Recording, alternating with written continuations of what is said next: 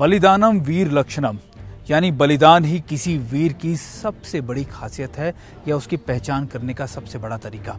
आज हम जिन बलिदान या फिर जिन वीरों की बात कर रहे हैं वो कश्मीर की उस सरजमी पर जन्मे हैं, यहाँ से निकले हैं, जो लगातार हमारे इस देश के मुकुट को या सर की रक्षा कर रहे हैं। आज हम बात करेंगे जैकलाई सेंटर से उन लोगों की, उन जवानों की, उन रिक्रूट्स की जो यहाँ पर ट्रेन किए जाते हैं और जो हमारे इस कश्मीर को बचाने के लिए दुश्मन से लड़ रहे हैं पिछले कई दशकों से। आज हम उन सभी की बात करेंगे और मैं आपको दिखाऊंगा आज क्या खासियत है जैकलाई सेंटर की और क्यों जब भी पाकिस्तान कश्मीर पर नजर डालने की कोशिश करता है तो हमारे ये नौजवान उनको कड़ी टक्कर देते हैं। ना सिर्फ पाकिस्तानी आर्मी को बल्कि उन आतंकी संगठनों को भी जो यहाँ पर अपने पैर पसारने के लिए लगे रहते हैं। आज हम बात करेंगे खास तौर पर जैकलाई सेंटर में उन सभी जवानों से, उन सोल्जर्स से, उन युवाओं से जो कश्मीर की सुरक्षा के लिए, भारत की सुरक्षा के लिए पूरे देश में तैनात हैं। आज जैकलाई सेंटर से मेरे साथ इस खास पेशकश में देखिएगा, सुनिएगा उन नौजवानों के से जो लगातार आपको इस कश्मीर के बारे में या फिर भारत की सुरक्षा के बारे में एक कड़ा संदेश देने वाले हैं। इन कश्मीरी सपूतों की ट्रेनिंग की शुरुआत होती है ऐसे ही सुबह सुबह इस ट्रेनिंग से, और आज हम इनसे जब बात करेंगे तो आपको ये बताएंगे आखिरकार कि इस टफनेस से ये क्या सीखते हैं, क्या होता है। हमारे साथ आपका नाम क्या है? मेरा नाम रिक्रूट वकार यूसुफ। वकार जी सर। वकार, आप कहाँ से हैं? मैं डिस्ट्रिक्ट श्रीनगर से बिलोंग करता हूँ। श्रीनगर से ही हैं। और इंडियन आर्मी कब ज्वाइन किया आपने? सर रिसेंटली मैंने 2019 में 31 जुलाई 2019 में इंडियन आर्मी ज्वाइन किया। और क्या आपको मोटिवेट किया, कैसे सोचा इंडियन आर्मी ज्वाइन करने का? सर मेरे घर के पास एक फौजी कैंप है, तो उनका जो चाल चलन रहन सहन है सिविलियंस को लेकर, क्योंकि अभी 2014 में जो फ्लड्स आए तो उनमें जो सिविलियंस की तबाही, वो बर्बादी हुई, उनका सामान बर्बाद हुआ, घर बर्बाद हुए, तो फौजी उस कैंप ने और फौज ने, खासकर इंडियन आर्मी ने बहुत हेल्प की। तो उस चीज़ को देख के मैं बहुत मोटिवेट हुआ कि मैं इंडियन आर्मी ज्वाइन कर लूँ। मन है देश की सुरक्षा करने के लिए बॉर्डर पे जाऊँ? मन तो बहुत है सर, बचपन से ये सपना था। सपना था बचपन से सर। वकार, आपके घर में भी कोई आर्मी में है पहले? नहीं सर, मैं घर से पहला बंदा हूँ। पहला बंदा है। और इसके अलावा क्या सोचा कि भाई आगे चल के क्या करना है? सर आगे तो बड़ा सपना है सर, बहुत कुछ करने का। जैसे कि हमारे चुनीलाल साहब, नायब चैन साहब, जिन्होंने के अपना नाम कमाया ओलंपिक्स में मेडल हासिल किए, तो मैं भी चाहता हूँ उन्हीं तरह मैं भी कुछ ऐसा काम करूँ जो कि मेरा नाम भी आ गया है। वकार, उम्र कितनी है आपकी? सर मेरी तो 22 है। 22, 22 साल के वकार हैं, श्रीनगर से हैं। और ख़ास बात ये कि ये इंडियन आर्मी में रहकर कुछ बड़ा करना चाहते हैं, बड़ा यानी देश की सुरक्षा के लिए बड़ा। जैकलाई ने हमेशा से दुश्मन के दांत खट्टे किए, उसे घुटने पर टिकने के लिए मजबूर कर दिया। भले ही वो 1947 से लेकर अब तक हो कई बड़े ऑपरेशंस, कई बड़ी जगह पे जैकलाई ने ना सिर्फ अपनी भूमिका दर्ज कराई बल्कि दुश्मन को लोहा भी बनवाया। आज हम जैकलाई सेंटर से आपने वकार को सुना। 22 साल के वकार श्रीनगर से हैं और बचपन से इनका सपना सिर्फ और सिर्फ इंडियन आर्मी में जाने का था। और आज जब इनका ये सपना पूरा हुआ है तो वकार को सुनकर ज़रूर ये लग रहा होगा आपको कि किस तरीके से ये लोग यहाँ पर बने हैं। वकार की ये बातें सुनकर हमको भी बहुत अच्छा लगा और आज हम आपसे यही इन नौजवानों की बातें पहुँचाएंगे, नौजवानों का संदेश पहुँचाएंगे जो पूरी दुनिया के लिए एक मिसाल होगा। कश्मीर से हर साल हजारों की संख्या में युवा यहाँ पर इंडियन आर्मी में ज्वाइन करते हैं और इनका मकसद है देश की सुरक्षा करना।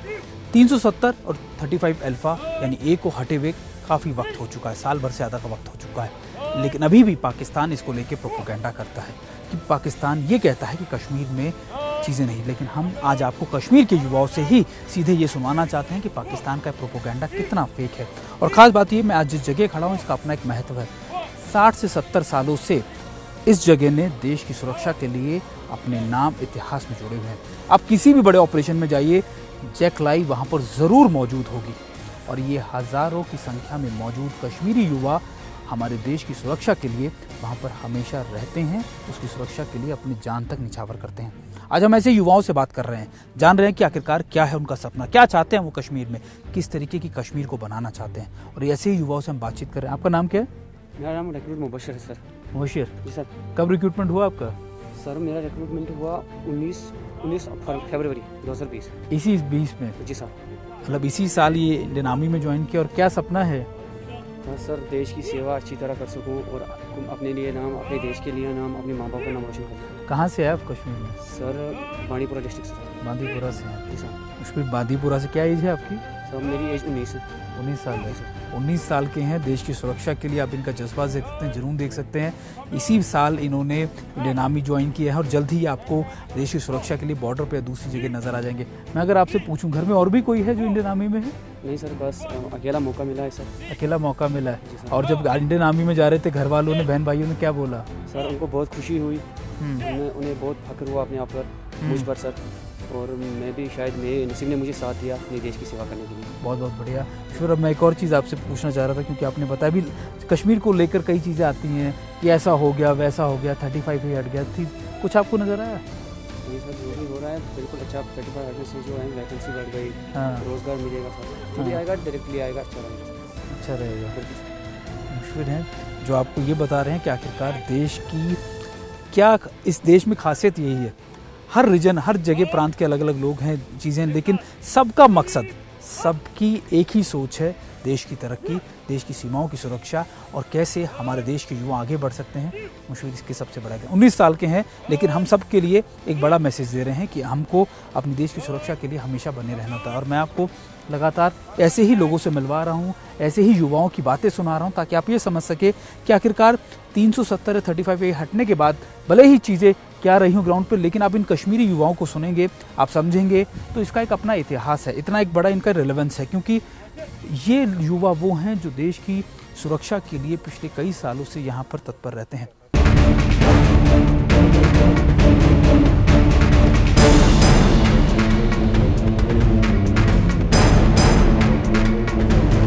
पिछले एक साल के अंदर कश्मीर में करीबन 2700 से ज्यादा युवाओं ने आर्मी ज्वाइन की है। हर साल करीबन 2 बार इंडियन आर्मी के अंदर कश्मीरी युवाओं की भर्ती होती है।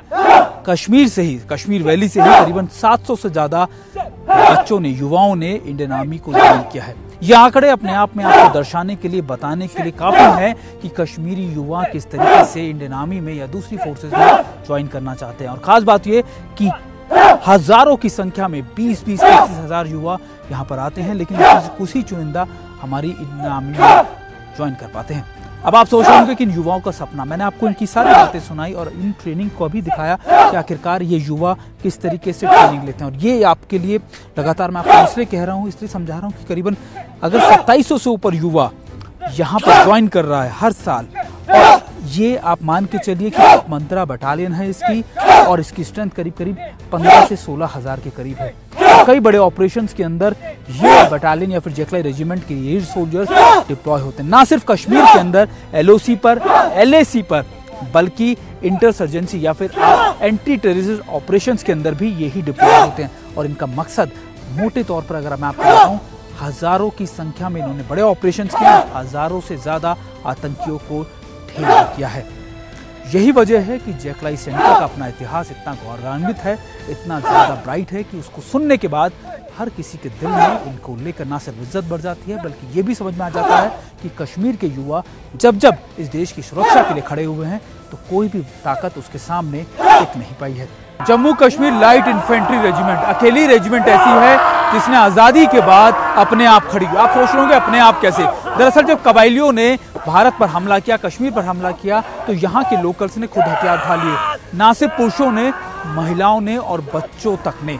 और यही के बाद इस रेजिमेंट की शुरुआत की गई। दरअसल आज़ादी के बाद काफ़ी लंबे समय तक ये रेजिमेंट जो थी वो MHA के अंडर रही, लेकिन उसके बाद इसको डिफेंस में जोड़ा गया। और मैं आज आपको जब ये तस्वीरें दिखा रहा हूँ तो ये आप समझ के चलिए कि ये इस रेजिमेंट का गौरवीय इतिहास रहा है। 71 की लड़ाई में इसने अपना एक बड़ा मुकाम हासिल किया, खुद आकर आगे लड़ने की बात कही। और अब आज़ादी के बाद से अब तक ये अकेली रेजिमेंट है जो आप मान के चलिए कि इसके पास सबसे ज़्यादा मेडल्स हैं।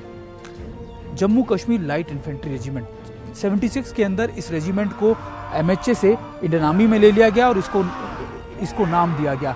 लेकिन आज ये तस्वीरें जब मैं आपको दिखा रहा हूँ, ये बताने की कोशिश कर रहा हूँ कि कैसे आज़ादी के बाद से अब तक इसका क्या इतिहास रहा है, क्या इसकी चीज़ रहा है। और आज के समय में करीबन 17 से 18 हज़ार इसकी स्ट्रेंथ है। और अगर आप मोटे तौर पर मान के चलिए तो इस रेजिमेंट के अपने वैल्यूर्स या फिर इसके जो अपने जो इसके मेडल्स हैं, वो परमवीर चक्र हो, जिसमें खासतौर बाना सिंह यानी सियाचिन पर 21,000 फीट की ऊंचाई पर ऑपरेशन मेघदूत आप मान के 84 के अंदर उस ऑपरेशन में परमवीर चक्र मिला और उसके बाद कई और महावीर चक्र और दूसरे शौर्य चक्र भी इस रेजिमेंट को मिल चुके हैं। इसका इतिहास इतना ज़्यादा बड़ा है, इतना ज़्यादा गौरवशाली है कि दुनिया भी इस रेजिमेंट से डरती है। और यही वजह है कि आज हम आपको सीधे जम्मू कश्मीर से स्पेशल कवरेज को दिखा रहे हैं, पहुंचा रहे हैं और ये बता रहे हैं कि आखिरकार इसका क्या इतिहास रहा है।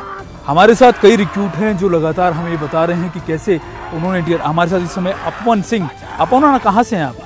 मैं रिक्रूट अपवन सिंह, डिस्ट्रिक्ट डोडा का रहने वाला हूं। डोडा से हैं। और कब सोचा कि इंडियन आर्मी में हिस्सा होंगे? मैं जब छोटा था तभी से आर्मी वालों को देखता हूँ, क्योंकि मेरा जो गांव है वो ऐसे इलाके में है जहाँ पर काफ़ी समय से मिलिटेंसी का दौर रहा है, जो अभी भी पूरे तरह से लगभग ख़त्म नहीं हो पाया। तो यही कारण है कि मैं बचपन से फौज को देखता आया हूँ। और जब मैं देखता हूँ एक जवान कॉम्बैट में हथियार लिए देश की रक्षा करने के लिए खड़ा है, तो ये जोश, ये जुनून मेरे दिल में भर आता है कि मैं भी ऐसी जगह पे पहुंचूंगा। और अपन, क्या उम्र है आपकी? मेरी उम्र अभी 18+ है, 18 ईयर्स 2 मंथ्स। 18 साल 2 महीने, यानी अभी सिर्फ बालिग हुए हैं ऑफिशियल। लेकिन अगर मैं आपसे पूछूं, कश्मीर के युवाओं को, देश के युवाओं को, जब कश्मीर की बात होती है, पाकिस्तान बात करता है, तो क्या मैसेज आप देना चाहते हैं? मैं यही मैसेज देना चाहता हूँ कि कश्मीर में पहले तो 370 के पहले यही सोचते थे हर कोई कि शायद किसी तरह से इंडियन आर्मी जो है वो जो है कश्मीर के लोग जो हैं ये सोचते थे कि शायद हमारे लिए ये अच्छा नहीं हो रहा है जो भी यहाँ पे चल रहा है। लेकिन मेरा मैसेज उनके लिए यही है कि इंडियन आर्मी अपने देश का मतलब एक जैसे काफ़ी मात्रा में 370 के बाद रिक्रूट यहाँ पे भर्ती हो रहे हैं आर्मी में, बढ़ चढ़ कर हिस्सा ले रहे हैं, तो मैं भी उनको एक ऐसी किस्म की मोटिवेशन देना चाहूँगा कि ये एक ऐसी संस्था है जो अपने देश के लिए है। और पाकिस्तान को जो लगातार इसका प्रोपोगेंडा कर रहा है, इसके बारे में तो यही कहना चाहूँगा कि इंडिया है, हिंदुस्तान है, किसी का बुरा नहीं चाहा, कभी किसी का बुरा नहीं चाहा और कभी किसी का बुरा नहीं चाहेगा। और जब जवाब देने की बात आएगी, जब जवाब देने की बारी आएगी तो वो सवाल के हिसाब से होगा। जिस तरह का सवाल पूछा जाएगा जवाब भी उसी तरह का मिलेगा। मैं सैन्य जवाब की बात कर रहा हूँ। तब क्या कहना चाहोगे जब दुश्मन आपके देश की सरजमीन पर आने की कोशिश करे? जब दुश्मन सरजमीन पर आने की कोशिश करे तो उसके लिए एक ही जवाब है, गोली का जवाब गोली से होगा। ये देखिए अर्पित है और खास तौर पे अर्पण सिंह हमें बता रहे हैं कि गोली का जवाब गोली से देगा। लेकिन भारत पहले कभी भी इन चीज़ों को शुरुआत नहीं करता, लेकिन जब जवाब देने की बात आएगी तो हमारे ये युवा, अर्पण जैसे युवा, उनका जवाब देने के लिए हमारे बॉर्डर पर हमेशा तैनात हैं।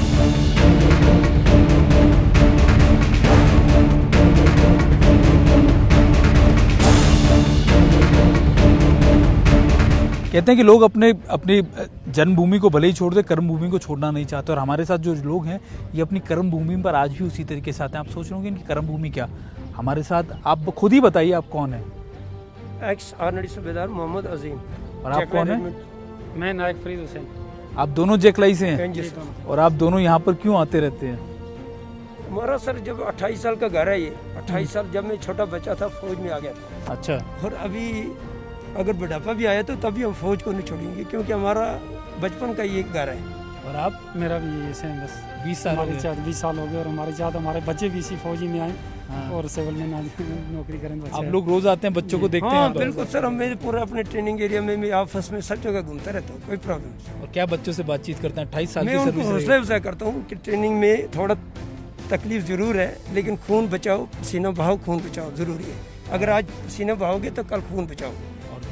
आप क्या कहते हैं जब मिलते हैं बच्चों से? मैं तो यही उनको हौसला देता हूँ कि सिविल की नौकरी से बहुत अच्छा है और लड़के लाइक भी करते हैं कि इंडियन आर्मी बहुत एक अच्छी संस्था है और अच्छा डिसिप्लिन है, अच्छा उठना बैठना है, सिविल के साथ अच्छा माहौल है, अच्छा तालमेल है।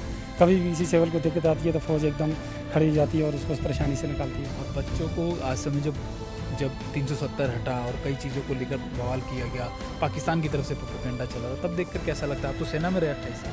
सर ये तो बोलने वाली बात है। हमारा तो जो इंडिया में जितनी फैसिलिटी है, जितना सहूलियत है, जितने हर चीज़ की सेफ्टी है, इतनी कहीं नहीं। वो लोग जो लगातार इसको प्रोपेगेंडा करते हैं, वो अलग टाइप के लोग होते हैं, क्योंकि उनका काम ही यही है। पाकिस्तान की इस प्रोपेगेंडा को क्या कहेंगे जो करता रहता है? ये तो बिल्कुल ही फजूल है, उनका तो हैबिट ही यही है प्रोपेगेंडा करना। किसी भी बात को आज तक उन्होंने कुछ अच्छा किया ही नहीं। जब अपना बयान वो भी गलत, दूसरे का देश का वो भी गलत। बाकी जो हमारा इधर जो हालात हैं, हमारे JNK के 370 हटने से काफ़ी लोगों को खुशी हुई है, और काफ़ी लोग घर आराम से रहने लगे भी। जैसे पहले मिलिटेंसी ज़्यादा थी, 307 में से मिलिटेंसी में फ़र्क पड़ गया है। जैसे पढ़ने वाले बच्चे पहले गलत रास्ते पर चलते थे, अभी उनको समझ आ गई, उन्होंने गलत रास्ते पर जाना छोड़ दिया है और अभी अच्छी पढ़ाई में दिल लगा रहे हैं। और कहीं भी पता चलता है NCC कैंप या फ़ौज की नौकरी का, और दिल व लगन से आते हैं और अपनी मेहनत करते हैं कि हमारा इंटरव्यू पास हो जाए और हम इंडियन आर्मी में नौकरी करेंगे। चलिए, मैं आपको ये सिखा रहा था, बता रहा था कि ये कुछ जवान हैं जिनकी सर्विस 28 साल 20 साल के, और डेली बेसिस पर लोग यहाँ पर आते हैं और अपनी कर्म भूमि को ये नहीं भूल रहे, क्योंकि इनको लगता है कि यही कर्म भूमि है जो कश्मीर के इतिहास को दोबारा से लिखेगी। आप ये कह सकते हैं कि कश्मीर के बेहतर भविष्य को दोबारा से लिखेगी। बौखलाए आतंकी लगातार न सिर्फ सीमा पार बल्कि सीमा के अंदर भी हमारे उन जवानों को टारगेट करते हैं जो अपने घर पर ईद मनाने या फिर अपने त्योहारों के लिए जाते हैं। और ऐसा हमने कई बार देखा कि किस तरीके से ईद पर गए जवानों को ना सिर्फ उनके घर से किडनैप किया जाता है, उनके घर वालों पर अटैक किए जाते हैं, बल्कि वो जब अपनी ड्यूटी से बाहर निकल रहे होते हैं तो उनको मारने की कोशिश, उन पर अटैक किए जाते हैं। हमारे साथ आज कई ऐसे जवान हैं जो लगातार इन इलाकों से हैं। आप कहाँ से हैं? मोहम्मद आरिफ, डिस्ट्रिक्ट पुंछ। आरिफ पुंछ से हैं, और मैं आपको ये बता दूं कौन से गाँव से हैं? डिस्ट्रिक्ट देहरादून। ये वही गांव है जो औरंगजेब का गांव था। औरंगजेब वही जवान थे हमारे जिसको किडनैप किया कर लिया गया था आतंकियों के द्वारा, और उसके बाद उनको शहादत दे दी गई। और आरिफ आपका क्या सपना है? तो मेरा सपना है कि जैसे फौज में हमारे गांव के और राइफलमैन औरंगजेब, उन्होंने फौज में बहुत ही अच्छा काम करके बहुत ही नाम कमाया है। हमारा भी सपना है कि हम भी फौज में बहुत अच्छे काम करें और हमारे भी फौज में कुछ भी नाम बना के जाए। और जब औरंगजेब के बारे में सुना तब मन आया आर्मी में जाने का, या उससे पहले ही था? उससे पहले ही हमारे दिल में एक, हमारे गांव में जितने भी, पूरा गांव में हर घर में 3-4 फौजी हैं और हमारे परंपरा ऐसे चलती है ये कि हम भारतीय सेना में हिस्सा मिले और देश की सेवा करते हैं। क्या उम्र है आपकी आरिफ? 20 साल। 20 साल। तो पुंछ से आरिफ, और आपका नाम क्या है? आप उधमपुर से हैं? अमजद खान उधमपुर से हैं। और आपकी क्या उम्र है अमजद? 20। और घर में और कोई भी इंडियन आर्मी में आपके? मेरे पापा सर आर्मी कृषि में अप्लाई करते हैं। सर मैं जो छोटा था अपने पापा के साथ जाता वहाँ पे, और सर मैं आर्मी का रहन सहन और डिसिप्लिन देख कर सर मोटिवेट हुआ, और सर मैंने आर्मी की मेहनत की और आर्मी में सर आज ज्वाइन हो गया सर, और मैं अपने माँ बाप का सर सहारा बना था। पाकिस्तान की तरफ से जो प्रोपोगेंडा किया जा रहा है 370 का हटने का, चाहे ये कश्मीर में, उसको लेकर क्या कहेंगे? नहीं साहब, ऐसा कुछ नहीं साहब, हम सब बहुत खुश हैं सर, और सर उससे डेवलपमेंट हो सकती है जिससे हटने के बाद हमारे सर जो महल है सर उसमें भी सर लड़के और खूब से वो ले रहे सर। अमजद और आरिफ, ये दोनों हमारे इंडियन आर्मी का भविष्य हैं और आने वाले वक्त में ये इंडियन आर्मी का हिस्सा होंगे। लेकिन दोनों की बातें सुनकर आपको एहसास होगा कि कैसे ये लड़के, ये बच्चे मोटिवेट होते हैं। ये जवान जब इंडियन आर्मी में जाते हैं तो किस तरीके से काम करते हैं, और यही आज हम आपको दिखाने की कोशिश कर रहे हैं। इन रिक्रूट्स की ट्रेनिंग भी बहुत महत्वपूर्ण होती है, और जब हम बात कर रहे हैं कि कश्मीर की तरक्की की उनकी, तो मुजमिल जो कुलगाम से हैं, इन सभी बच्चों के या फिर यूथ के इंस्ट्रक्टर है, कितने दिन की ट्रेनिंग होती है इनकी और क्या क्या सिखाया जाता है? इनमें सर जो कि 1 साल की ट्रेनिंग पूरी होती है, जिसमें कि मतलब ड्रिल की भी होती है, मूवमेंट्स और वेपन की भी, हर साइड से भी जितनी भी मूवमेंट होती है सर। स्पेशली हमारे को क्या करना पड़ता है इधर, इनको जो ड्रिल की जो ट्रेनिंग होती है ड्रिल की, वो सिखाने को डिसिप्लिन के बारे में सिखाना पड़ता है इनको बस। जी, आपने डिसिप्लिन की बात की, आपने हथियारों की बातें की। आप कुलगाम से आते हैं, आतंकवाद से पूरा ग्रस्त रहा है, लेकिन अब लगातार निकलते, जब आप लोग सोल्जर की वर्दी पहनते हैं और जब अपने जवानों अपने इलाकों से निकलते हैं फिर घूमते हैं, तो क्या महसूस होता है उसमें? कैसा लगता है? लगता है ऐसे तो कुछ नहीं लगता, लगता तो ठीक ही, हमारे को मतलब उसमें कोई प्रॉब्लम नहीं हो रही उससे। जब इन यूथ से बातें करते हैं, जब बच्चों से बातें करते हैं, लड़कों से जब आते हैं जो नए रिक्रूट होते हैं, इनसे जब बात करते हैं तो क्या इनको पहली चीज़ सिखाते हैं? इनको हम यही पहली चीज़ सिखाते हैं कि मतलब जो सिविल और फौज के बीच में कितना मतलब क्या हो, उसमें क्या अंतर है, वो सिखाना पड़ता है। मतलब क्या है बेसिक क्या चीज़ है, इधर क्या करना पड़ता है, और जो मतलब सिविल से इसको फौजी बनाने में मतलब क्या क्या करना पड़ता है, बस वही बात उससे होती है हमारी। मैं आपसे ये नहीं पूछूंगा कि आप किस ऑपरेशंस में रहें, कहाँ रहें, क्योंकि मैं जानता हूँ आप काफ़ी लंबे से अनुभव आपको रहा है, लेकिन जब ऑपरेशंस में रहते हैं तो पहली चीज़ दिमाग में क्या रहती है? वैसे तो मैं चलिए, हमसे मुजमिल जी ये बात नहीं कर सकते, लेकिन ये ज़रूर बता रहे हैं कि आखिरकार क्या कुछ चीज़ें हैं। और मैं आपको बता रहा हूँ कि ये नए रिक्रूट्स हैं जो जल्द ही करीबन 2700 के करीब ये रिक्रूट्स हैं जो जल्द ही आपको LAC LOC पर नज़र आएंगे, और ख़ासतौर पर उन इलाकों में भी जो आतंकवाद से ग्रस्त है। यानी ये वो हमारे फ्रंट वॉरियर्स हैं, ये हमारे फ्रंट वॉरियर जो हमारी सीमाओं की सुरक्षा करते हैं, देश की सीमाओं पर भी और देश के अंदर आतंकवाद से भी।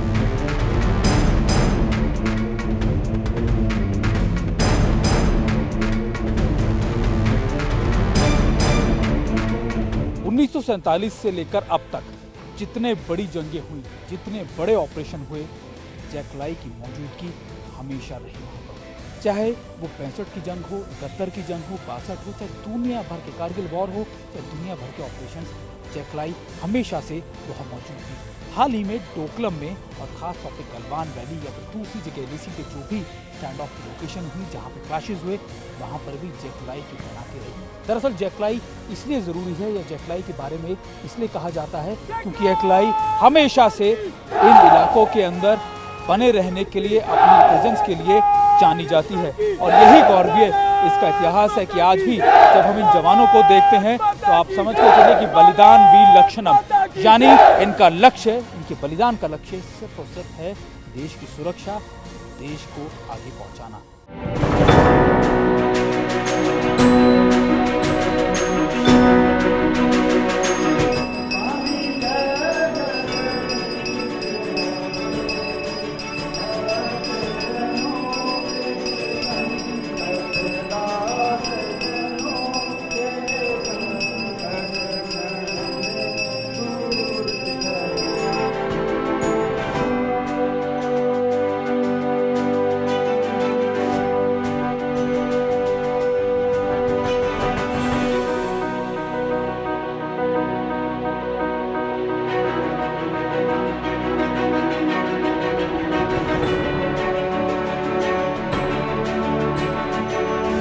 जैक लाई सेंटर में जम्मू कश्मीर लाइट इन्फेंट्री के जवान लगातार देश की सुरक्षा में बने, और 370 हटने के बाद क्या पर्सपेक्टिव है, कितने युवा जो हैं कश्मीर के लगातार भारतीय सेना में आ रहे हैं, इस पर बातचीत करने के लिए हमारे साथ deputy commandant colonel Sukhbir sir है। सर, अगर मैं आपसे जानना चाहूँ खास तौर पर इन चीज़ों को लेकर के कितने युवा आए हैं 370 हटने के बाद एक साल में, और क्या उनका मोटिवेशन, क्योंकि आप इंटरेक्ट करते होंगे सभी जवानों से, आप मिलते हैं, आप उनको मोटिवेशन बातें करते हैं, तो क्या आपको लगता है? सबसे पहले तो मैं TV9 का जैक लाई RC में हमारे कमांडेंट साहब की तरफ से खैर मकदम करता हूँ। जो पिछले एक साल के दौरान में जो हमने देखा है, जो कश्मीरी यूथ और यहाँ का जो रिस्पांस रहा है हमारी रिक्रूटमेंट रैलीज़ को, वो बहुत ही ओवरवेलमिंग रहा है, बहुत तगड़ा रहा है। जो हमारा पहले जो साल होते तो उसमें अगर हर दिन के पास हमारे पास 200 से 300 या मैक्सिमम 500 लोग आते थे कैंडिडेट्स रिक्रूटमेंट के लिए, पर अभी जो हमने पिछले रिक्रूटमेंट रैली की है पिछले एक साल के अंदर, उसमें तकरीबन हज़ारों की गिनती में एक दिन में यूथ आया है जो रिक्रूट होने के लिए आया है। और उसी को देखते हुए हमने भी अपनी वैकेंसीज बढ़ाई हैं और उसके कारण रिक्रूटमेंट भी की गई है।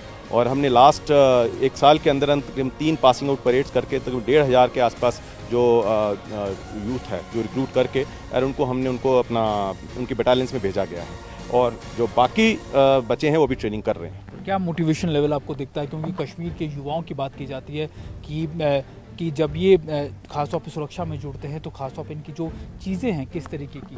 एक्सट्रीमली मोटिवेटेड मैं कहूँगा इसके लिए, एंड ये आपको देखना चाहिए रिस्पांस जब हमारे रिक्रूटमेंट रैली के लिए आते हैं उसके लिए, और कुछ आपने अभी भी देखा होगा जो हमारे रिक्रूट्स ट्रेनिंग कर रहे थे, एंड ये बहुत ही आला दर्जे के हैं, एंड इनमें जो मोटिवेशन लेवल है बहुत ही हाई है।